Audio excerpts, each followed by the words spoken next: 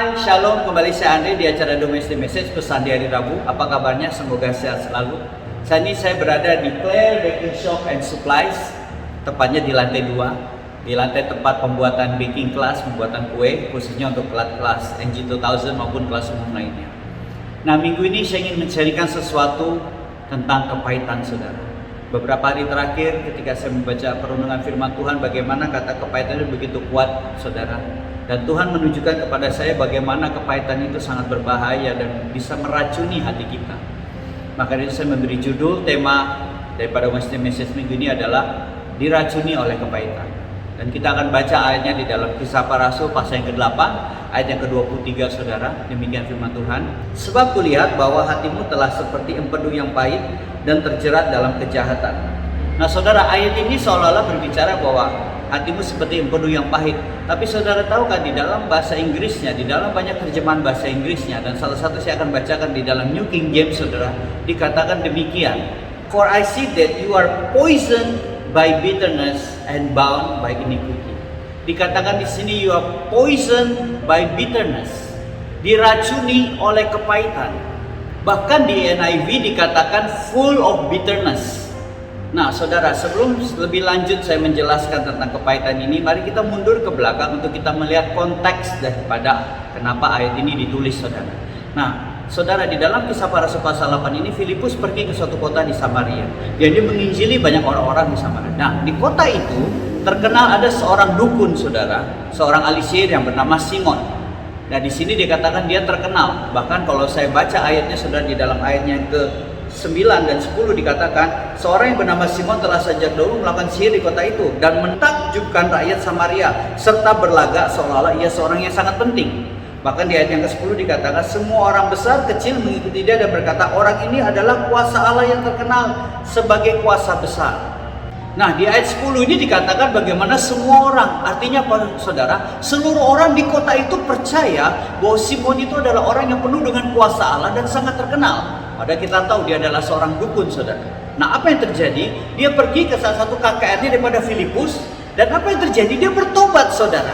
Bahkan di ayat 13 dikatakan dia menjadi orang yang percaya dan dibaptis. Dan dia ikut kemana Filipus pergi dan dia melihat bagaimana karya Allah, mujizat-mujizat tanda menyertai daripada pelayan Filipus yang orang buta dicelikan, setan diusir saudara, dan itu sangat mengagumkan bagi dia. Nah di lain tempat saudara, murid-murid Yesus lainnya mendengar apa yang terjadi terhadap pelayanan Filipus. Akhirnya Yohanes dan Petrus pergi ke sana dan dia melihat kuasa Allah yang bekerja secara luar biasa. Dan akhirnya saudara, kedua murid ini Yohanes dan Petrus, mereka menumpangkan tangan atas orang-orang di Samaria supaya mereka dipenuhi oleh Roh Kudus, karena Roh Kudus belum turun atas mereka. Mereka hanya dibaptis di dalam nama Tuhan Yesus, tapi belum dibaptis oleh Roh Kudus. Sehingga ketika mereka menumpangkan tangan, barulah manifestasi Roh Kudus terlihat dan mereka melihat kuasa Allah terjadi secara luar biasa, mujizat Allah terjadi. Dan Simon melihat ini semua dan dia berkata, oh itu toh ternyata kuncinya di situ untuk bisa punya kuasa, untuk bisa melakukan banyak mujizat. Akhirnya saudara, di dalam ayatnya yang ke-18 saya akan bacakan buat saudara. Ketika Simon melihat bahwa pemberian Roh Kudus terjadi oleh karena rasul-rasul itu menumpangkan tangannya, ia menawarkan uang kepada mereka.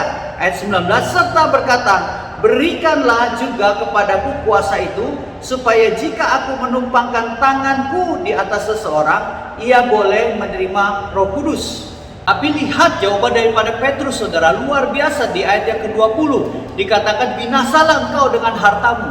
Saudara, rasul-rasul itu tidak bisa dibeli oleh uang saudara. Bahkan dia menegurnya, dikatakan bahwa binasalah kiranya uangmu itu bersama dengan kau, karena engkau menyangka bahwa engkau dapat membeli karunia Allah dengan uang.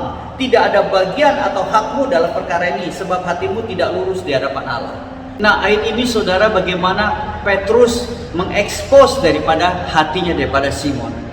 Bahkan selanjutnya saudara, karena dia sudah tahu kondisi hati Simon, dia mengajak Simon, menegur untuk supaya bertobatlah. Saya akan bacakan ayatnya di 22, dikatakan, jadi bertobatlah dari kejahatanmu ini dan berdoalah kepada Tuhan supaya mengampuni niat hatimu ini. Ada sesuatu menarik di sini saudara. Kenapa? Karena di sini dikatakan bahwa bertobatlah. Loh, bukankah Simon sudah bertobat saudara? Tadi di ayat ke-13 kita sudah baca bagaimana dia sudah menjadi orang yang percaya, bahkan dibaptis di dalam nama Tuhan Yesus. Kok bisa disuruh bertobat lagi sama Petrus? Maksudnya apa? Saudara, dari sinilah kita tahu bahkan tidak menjamin ketika kita sudah menjadi orang percaya, bahkan sudah dibaptis, tidak menjamin kita tidak mempunyai kepahitan. Kita perlu cek kepada hati kita, saudara. Simon tidak merasa, makanya dengan Kolose dia berkata, gimana caranya untuk dapat urapannya? Aku beli deh, aku sogok deh. Saudara, kita ingin pelayanan kita disertai dengan tanda-tanda mujizat dan urapan daripada Tuhan. Kita rindu urapan Tuhan. Tetapi saudara tahu, ketika hati kita diracuni oleh kepahitan, seperti ayat yang ke-23 yang kita baca tadi di awal, dikatakan bahwa you are poisoned by bitterness. Engkau telah diracuni oleh kepahitan, maka dia itu kau diikat oleh dosa.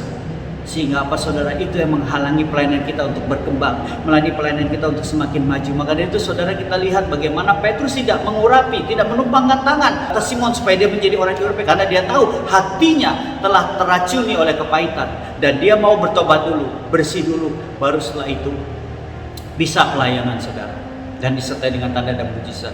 Nah, saudara tahu di dalam Ibrani pasal yang ke-12 ayat yang 15, saudara, dikatakan demikian.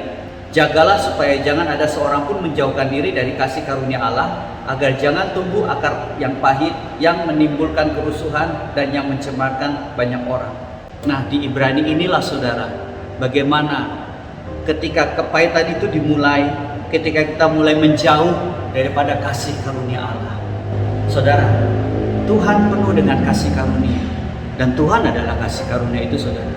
Tetapi ketika kita menjauh daripada kasih karunia Allah, mungkin karena kita mulai malas untuk bersekutu, kita mulai malas untuk baca Alkitab, kita sudah mulai malas ke gereja, kita sudah mulai malas berdoa, kita mulai menjauhi Allah. Apa yang terjadi, saudara? Itu bisa timbul yang namanya akar pahit. Dan ketika akar pahit sedikit aja masuk ke dalam hati kita, lama-kelamaan itu akan meracuni hati kita. Dan kita tidak tahu, kita tidak sadari. Sama seperti Simon, dia sudah percaya, sudah dibaptis, tapi dia tidak sadari bahwa dia masih mempunyai kepahitan. Dan akhirnya kepahitan itulah yang akhirnya menimbulkan dosa yang akhirnya mengikut dia. Yesus pasal yang keempat ayat 31 dikatakan, segala kepahitan, kegeraman, kemarahan, pertikaian, dan fitnah hendaklah dibuang dari antara kamu, demikian pula segala kejahatan. Nah, saudara, di sini dikatakan bagaimana kepahitan itu dulu dibuanglah daripadamu, saudara. Tidak gampang, saudara, memang melakukannya. Memang gampang untuk mengatakan, tapi tidak gampang untuk melakukannya. Saudara, saya sendiri berkata ini karena saya sudah mengalami, saudara, bagaimana kepahitan itu sangat bahaya dan bagaimana itu bisa mengikat hidup kita. Saudara, bagaimana saya merasa saya tidak ada apa-apanya, tetapi akhirnya saya tahu bahwa saya masih menyimpan kepahitan. Gampang kok, saudara, kalau mau mengujinya. Ada orang yang mungkin ketika saudara ingat atau saudara lihat atau ketemu atau apa, tiba-tiba hati saudara langsung berkata, aduh, nggak mau lah aku ngomong, menjauh lah, aku malas lah ngomong sama ini, ini orang nggak suka saya dan segala macam. Saudara langsung kayak sepertinya ada suatu reaksi di dalam hati saudara. Itu perlu dicek, saudara. Dan kita harus jujur dan terbuka sama Tuhan. Saudara tahu, 1,5 tahun saya diikat oleh kepahitan ini dan akhirnya saya dilepaskan, saudara. Ketika saya mau menyadari, saudara, memang tidak mudah melakukan, tetapi Kolose pasal yang ketiga ayat 13 dikatakan apa, saudara? Sabarlah kamu seorang terhadap yang lain, dan ampunilah seorang akan yang lain apabila yang seorang menaruh dendam terhadap yang lain, sama seperti Tuhan telah mengampuni kamu, kamu perbuat jugalah demikian. Ayat ini mengajarkan bagaimana kita perlu bersabar, saudara. Tidak gampang, memang tidak mudah. Tetapi saudara, kalau kita tidak bersabar, mungkin kita dikecewakan oleh orang-orang yang menyakiti kita, mungkin dengan sahabat kita, mungkin dengan orang yang kita hormati, mungkin dengan suami atau dengan istri, dengan orang tua, mungkin dengan pemimpin, baik itu bos kita maupun pemimpin rohani kita. Kita kecewa sehingga kita akhirnya mengizinkan, dan ketika kita menjauh dari kasih karunia Tuhan, itulah yang timbul, saudara, akhirnya akar pahit itu yang timbul. Sehingga apa? Sehingga itu menjadi suatu poison, menjadi suatu racun yang meracuni hati kita dan akhirnya menjadi dosa yang mengikat kita sehingga kita tidak bisa maju, kita tidak bisa bergerak. Kita ingin berkembang, kita ingin maju, kita ingin pelayanan kita disertai dengan tanda-tanda mujizat, dengan urapan yang dahsyat, tetapi itu menjadi suatu penghalang kita. Kepahitan itu menjadi penghalang kita untuk maju, karena itu menjadi dosa yang mengikat kita. Akhirnya kita menjadi orang yang statis, yang standar dan tidak maju-maju. Saudara perlu bertanya kepada hati saudara, apakah saudara tidak punya kepahitan, ataupun kita memang sudah lepas dari kepahitan? Firman Tuhan katakan apa? Ampunilah dosa orang lain. Karena kalau kita tidak mengampuni dosa orang lain, Tuhan pun tidak mengampuni dosa kita, saudara. Dan kalau dosa kita tidak diampuni, bagaimana mau kita bisa maju, saudara? Sama seperti Simon. Bagaimana Simon mau dipulihkan cara pandangnya kalau dia masih menyimpan kepahitan? Renungkan ini baik-baik, saudara. Dan saya rindu kita semua orang dibebaskan dari segala kepahitan. Kalau saudara dikecewakan oleh seseorang, baik itu orang yang saudara sangat kasihi, yang orang sangat hormati, bahkan pimpinan saudara, baik secara rohani atau maupun sekuler, saudara lepaskan pengampunan. Jangan sampai kepahitan itu menjadi racun yang meracuni hatimu dan menghalangi untuk maju dan berkembang. Tanya kepada Tuhan, Tuhan, bagaimana hatiku? Apa hatiku sudah teracuni atau hatiku tidak mempunyai? Hanya saudara dan Tuhan yang tahu. Dan kalau saudara ingin jujur, pengen tahu, buka hatimu dan tanya kepada Tuhan. Dan ketika Tuhan singkapkan, lepaskanlah pengampunan dan mintalah dipulihkan. Karena saudara tahu, Simon, saudara, di ayat yang ke-24 dia berkata kepada Yohanes dan Petrus, dikatakan, doakanlah aku seperti yang kau minta.